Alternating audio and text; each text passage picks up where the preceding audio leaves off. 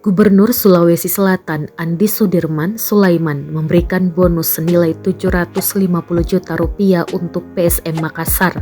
Secara seremoni, bonus ini diberikan pada pembukaan Pekan Olahraga Provinsi atau Porprov ke-12 tahun 2022 di lapangan Andi Bintang, Kabupaten Sinjai, Sabtu malam 22 Oktober 2022.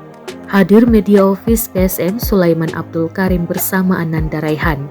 Bonus ini diberikan atas raihan PSM Makassar sebagai runner-up Piala AFC 2022 Zona ASEAN. Media Officer PSM Makassar Sulaiman Abdul Karim yang mewakili pihak manajemen menyampaikan bahwa di edisi AFC ini PSM Makassar bisa sebagai runner-up.